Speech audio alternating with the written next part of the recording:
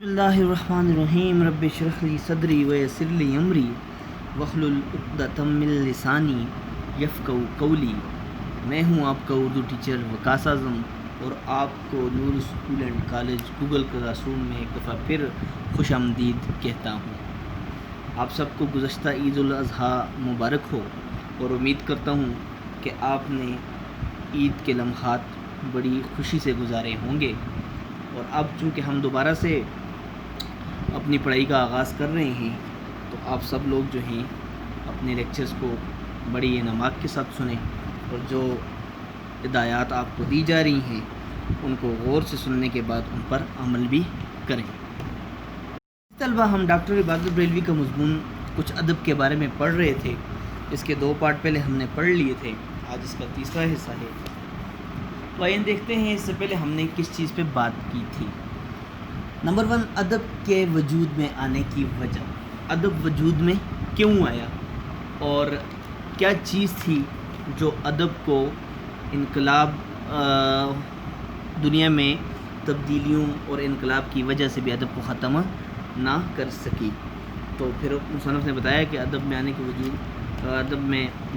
के वजूद में आने की वजह यह है कि इंसान के अंदर एहसास जमाल जो कुदरती तौर पर अल्लाह ताला ने रखा हुआ है होता है, इसलिए इंसान खूबसूरत चीज़ों को पसंद करता है और इन्हीं के नतीजे में इंसान अदब जो है वो वजूद में आया है। नंबर 2, तख्लीक की खूबी और तख्लीक की ख्वाहिश इंसान के अंदर बिल्कुल फितरी है। यानी कि कुदरती तौर पर कुछ चीज़ बनाने और पैदा करने की जो एक ख्वाहिश है, जो तमन्ना है, जो आरज़ू है, वो इंसान के अंदर अल्लाह ताला ने कुदरती तौर पर क्या की हुई है, रखी हुई है।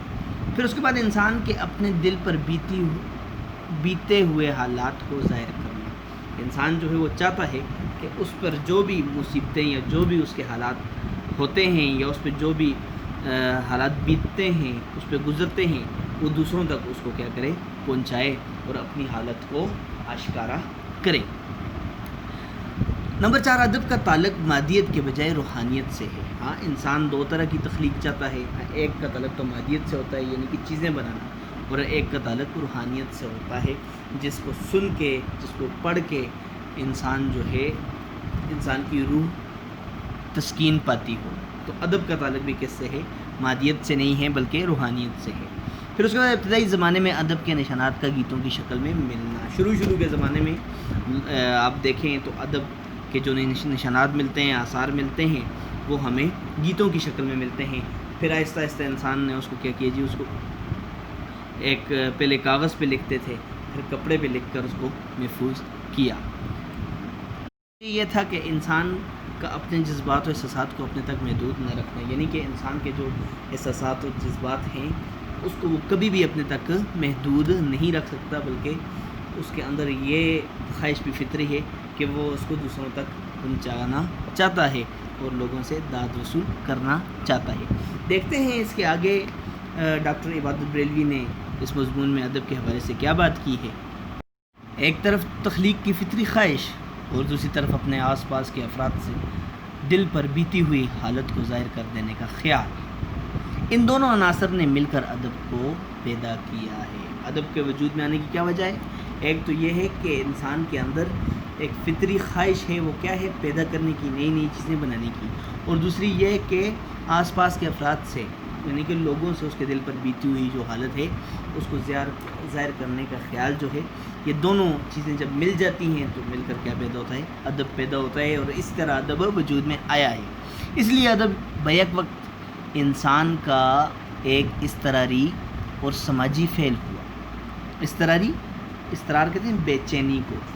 इंसान चाहता है कि उसके अंदर जो मौजें बराबर उठ रही हैं, मौजों का तूफ़ान है, उसको वो क्या करे, बाहर निकाले, लोगों को बताए। ये इस तरह की कैफियत है। और समाजी फ़ेल भी है। समाजी फ़ेल क्या है कि भाई वो तख्लीक करने की जो फितरी ख्वाहिश है वो भी है। माशरती फ़ेल, माशरती काम, इन दोनों हुआ जिसमें आफाकियत की झलकियाँ बसेरा लेती हुई नज़र आती हैं। आफाकियत बैनुल-अक़वामी, आफाक पूरी दुनिया को कहते हैं, जिसके अंदर आफाकियत की झलकियाँ, नज़ारा, पूरी दुनिया का नज़ारा जो है वो बसेरा लेती हुई नज़र आती हैं, यानी कि नज़ारा नज़र आता है, ठिकाना نظر آتا ہے. کس کے اندر؟ ادب کے اندر بیک وقت انسان کے اندر. اس لیے ادب بیک وقت انسان کا ایک بے چین کرنے والا اور معاشرتی کام ہے، جس کی کیا ہوئے جی پوری دنیا کی نظارے جس کے اندر آپ کو نظر آئیں گے. بعض جگہ اس نے اپنے مخصوص ماحول اور سماج کی عکاسی ضرور کی، لیکن بڑا ادب وہی سمجھا گیا ہے جس میں افاقیت کے عناصر کی پوری طرح کار فرمائی تھی. کار فرمائی موجود ہونا. اچھا کیا کہتے ہیں، بعض جگہ تو یہ ایک ماحول میں لکھا جاتا ہے، ہاں علاقائی ادب ہوتا ہے، لیکن اصلی ادب مصنف یہ کہتے ہیں وہی ہوتا ہے جس میں آپ کو پوری دنیا کے عناصر پوری دنیا کی کے حالات و واقعات پوری طرح موجود نظر آئیں. غرض ادب پھیلا اور بڑا، اور چونکہ وہ انسانوں کی اپنی چیز تھی اس لیے انہوں نے اس سے دلچسپی لی. ہاں پھر ادب بڑا، پھیلا، وسیع ہوتا گیا، چونکہ انسان کی اپنی چیز تھی اور اس کے ساتھ مناسبت رکھتی تھی، اس لیے کیا ہوا کہ اس میں دلچسپی پیدا ہوئی اور انسانوں نے اس میں دلچسپی لینا شروع کی. یہ اور بات ہے کہ مختلف لوگوں کے ادبی مذاق میں اختلاف ہے، ادبی شوق میں. ہاں کچھ لوگوں کا مزاج اور ہوتا ہے، کچھ لوگوں کا مزاج اور ہوتا ہے، لیکن ادبی ذوق ان میں رہا ضرور ہے. ہاں ادبی شوق ان کے اندر تھا ضرور. اختلاف ہے، سب کا ذوق مختلف ہے، سب کا شوق مختلف ہے، لیکن ہر انسان کے اندر ہوتا ضرور ہے. ادب کا شوق، ادب کا ذوق ہر انسان کے اندر ضرور ہوتا ہے. یہ بات کسی قدر عجیب ضرور ہے کہ ہر دور اور ہر زمانے میں سماج کے افراد انفرادی اور اجتماعی طور پر ادب سے دلچسپی لیتے رہے. ہاں یہ بات کیا ہے جی، کسی قدر عجیب بھی ہے. ہاں اس کو ہم عجیب بات بھی کہہ سکتے ہیں کہ ہر دور اور ہر زمانے کے سماج کے افراد جو ہیں، معاشرے کے افراد جو ہیں، وہ چاہے انفرادی طور پر، ہاں یعنی کہ اکیلے اور اجتماعی طور پر یا اکٹھے طور پر ادب میں دلچسپی ضرور لیتے ہیں. یہ بڑی عجیب بات ہے کہ ہر دور کے لوگ جو ہیں، معاشرے کے لوگ جو ہیں، وہ چاہے اجتماعی طور پر ہوں یا انفرادی طور پر ہوں، وہ ادب میں ضرور دلچسپی لیتے ہیں. ادبی ذوق اچھا یا برا، کم یا زیادہ، ہر شخص کے دل میں رہا ضرور. بعضوں نے اپنے علم، شعور اور مذاق کی بلندی اور پاکیزگی کی وجہ سے اس میں نکھار پیدا کیا، خوبصورتی پیدا کی، اور بعض ان باتوں کے فقدان کے باعث ایسا نہ کر سکے. فقدان، کمی. ہاں بعض لوگ تو ایسے ہیں جنہوں نے اپنے علم، شعور اور مذاق کی بلندی اور اپنے پاکیزگی کی وجہ سے ادب کے اندر خوبصورتی پیدا کی، اور بعض جو ہیں ان کے ادب میں آپ کو اس چیز کی کمی نظر آئے گی. لیکن ذرا گہری نظر ڈالنے کے بعد یہ بات حقیقت نظر آنے لگتی ہے، کیونکہ جس طرح انسانوں کے اندر ادب کو تخلیق کرنے کی خواہش بالکل فطری ہے، اسی طرح اس سے دلچسپی لینا بھی ان کی فطرت میں داخل ہے. ہاں کیا کہتے ہیں، اگر تھوڑی سی گہری نظر ڈالیں، مصنف کہتا ہے، تو آپ کو ایک بات بالکل حقیقت نظر آئے گی، سامنے نظر آئے گی. کیونکہ جس طرح انسان کے اندر جو ہے وہ پیدا کرنے کی خواہش بالکل قدرتی طور پر پائی جاتی ہے، اسی طرح اس میں دلچسپی لینا یا اس میں تجسس جو پیدا ہوتا ہے ادب کے حوالے سے، وہ بھی بالکل فطری طور پر پایا جاتا ہے انسان کے اندر. کون انسان ایسا ہو سکتا ہے جو دوسرے انسانوں کے جذبات و احساسات سے دلچسپی نہ لیتا ہو؟ آپ دیکھیں نا، لوگ جو ہیں وہ راز جاننے کی کوشش کرتے رہتے ہیں، دوسروں کے حالات پر ان کی بڑی گہری نظر ہوتی ہے. ایسا کوئی آدمی نہیں ہے جس کے اندر جاننے کی کوشش نہ ہو. پھر جب اس جگ بیتی کے روپ میں اس کو آپ بیتی کی تصویریں نظر آئیں، اور پھر جب ان کا پیش کرنے والا فنکار ان میں ایسے رنگ بھر دے جو ان کو فنکاری کے زیور سے آراستہ و پیراستہ کر کے تمام تر جمالیات، خوبیوں کا نمونہ بنا دیں. ہاں ایک تو انسان کے اندر یہ فطری طور پر ہے کہ وہ جاننے کی کوشش کرتا ہے اور دوسروں کے حالات و جذبات و احساسات میں دلچسپی لیتا ہے. پھر اس کے بعد جو جگ بیتی کے روپ میں، یعنی کہ دنیا پہ جو بیتی ہوئی ہے، اس کو آپ بیتی کی تصویریں نظر آئیں، یعنی کہ جو دنیا پہ گزری ہیں وہ یہ سوچتا ہے کہ یہ مجھ پر بھی ایسے حالات گزرے ہیں، اور پھر ایک فنکار جو ہے اس کو ایک خوبصورت انداز میں سامنے لے کے آتا ہے، اس میں رنگ بھرتا ہے، وہ تصویریں دکھاتا ہے جو اس کی فنکاری سے، اس کے ہنر سے سجا ہوا ہے، اور تمام تر خوبیوں اور خوبصورتیوں کی مثال بنا دیتا ہے، تو لوگ اس میں کیا کرتے ہیں، دلچسپی لینا شروع کر دیتے ہیں۔ ہاں، تو ہمیں ادب میں ہر زمانے کی تہذیب کے اثرات کار فرما نظر آتے ہیں۔ مصنف یہ کہنا چاہتے ہیں وہ بالکل ایک عکس معلوم ہوتا ہے اس زمانے کے سماجی، اقتصادی اور معاشی حالات کا، زندگی کی ساری تصویریں اس میں چلتی پھرتی اور جیتی جاگتی نظر آتی ہیں۔ پھر اس کے بعد آفاقیت کی بات کی۔ بڑا ادب وہی ہوتا ہے، مصنف نے کہا، جس میں آفاقیت کی جھلکیاں بسیرا لیتی ہوئی نظر آتی ہیں، جس میں بین الاقوامی حالات سموئے ہوئے ہوتے ہیں، پوری دنیا کے حالات آپ کو نظر آتے ہیں۔ آپ نے ساتھ ساتھ خط کشیدہ کیے گئے الفاظ کے معنی بھی لکھنے ہیں اور تلفظ کی ادائیگی پر بھی غور کرنا ہے۔ پھر اس کے بعد مصنف کہتے ہیں کہ بعض جگہ اس نے اپنے مخصوص ماحول اور سماج کی عکاسی ضرور کی، لیکن بڑا ادب وہی سمجھا گیا جس میں آفاقیت کے عناصر کی پوری طرح کار فرمائی ہوتی ہے، یعنی کہ پوری دنیا کے حالات جس میں موجود ہوتے ہیں، سب سے بڑا ادب وہی ہوتا ہے جو ہے وہ دوسروں کے احساسات و جذبات میں دلچسپی لیتا ہے اور اس کو زمانے پہ بیتے ہوئے حالات جو ہیں اس کو اپنے حالات نظر آتے ہیں، پھر انہی حالات کو ایک فنکار جو ہے وہ خوبصورت رنگ دے کر اس میں کاریگری کے ذریعے جو تصویریں بناتا ہے، خوبصورتی کے ساتھ جو تصویریں بناتا ہے، وہ زمانے کے لیے ایک مثال بن جاتی ہے۔ اس کے بعد آتے ہیں، مصنف کہتے ہیں کہ انسان کے اندر حسن کا احساس سب سے زیادہ قوی ہے، مضبوط ہے، اور وہ ہر لمحہ اور ہر گھڑی اس حسن کی تلاش میں رہتا ہے، اور ادب چونکہ فنکاری کے ساتھ ساتھ فنکاری مہارت کے ساتھ ساتھ چند خاص خیالات اور چند خاص جذبات و احساسات کو پیش کرنے کا نام ہے۔ ہاں، انسان کے اندر حسن کا جو احساس ہے وہ سب سے زیادہ مضبوط ہے، اور پھر وہ ہر لمحہ جو ہے، ہر گھڑی جو ہے، کس کی تلاش کرتا رہتا ہے؟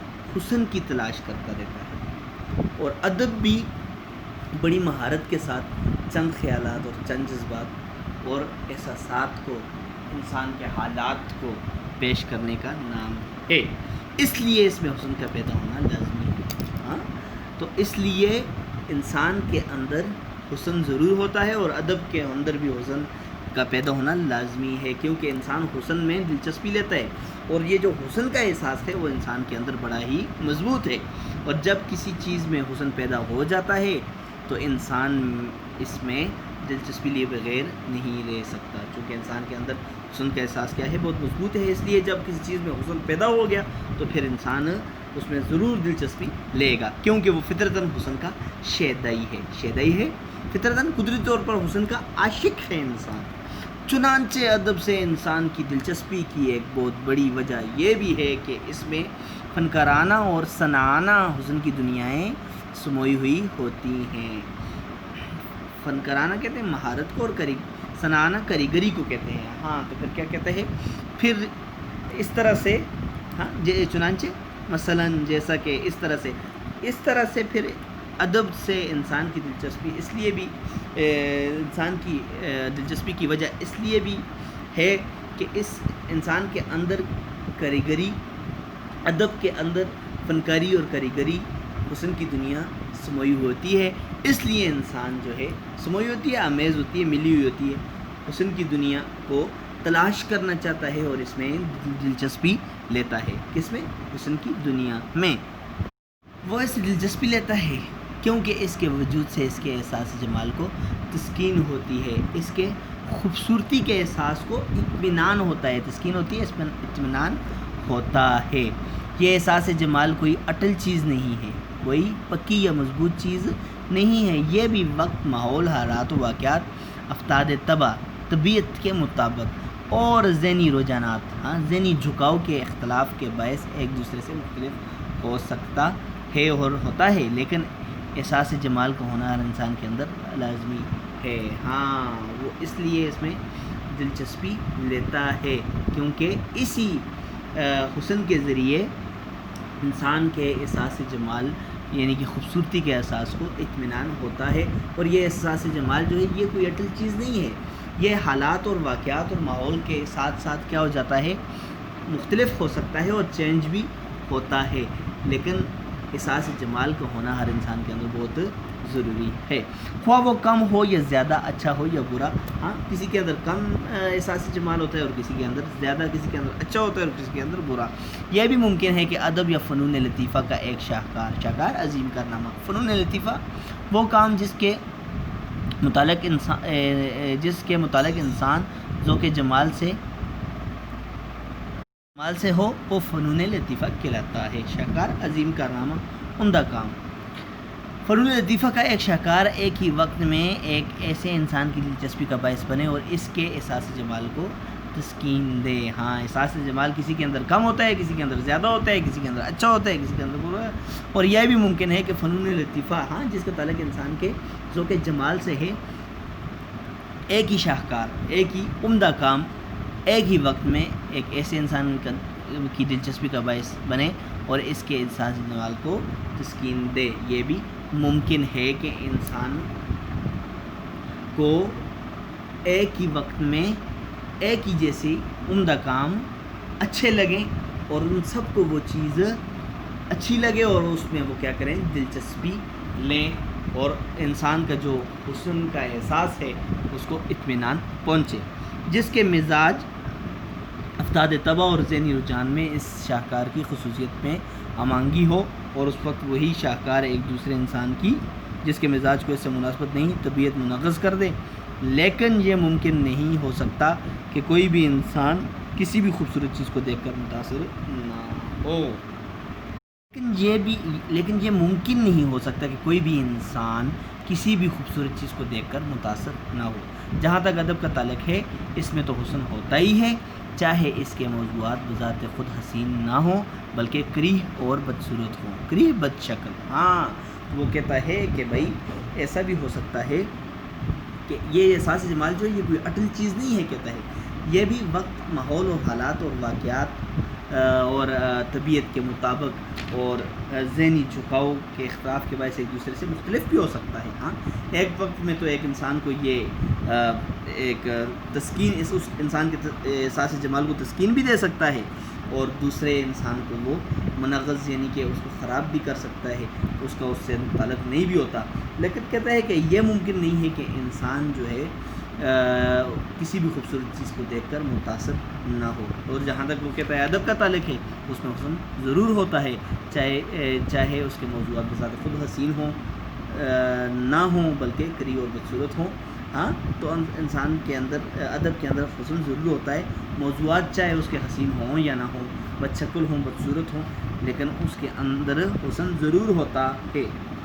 انسان اب کیا کہہ رہے جی اس پیراگراف میں مصنف کیا کہہ رہے ذرا غور سے سنیں کہ انسان فطرتاً حسن کا شیدائی ہے، اس کے اندر حسن کا احساس سب سے زیادہ قوی اور وہ قوی ہے اور وہ ہر لمحہ ہر گھڑی اس حسن کی تلاش میں رہتا ہے. اور ادب چونکہ فنکاری کے ساتھ خاص خیالات اور جذبات اور احساسات کو پیش کرنے کا نام ہے، اس لیے اس میں حسن کا پیدا ہونا لازمی ہے.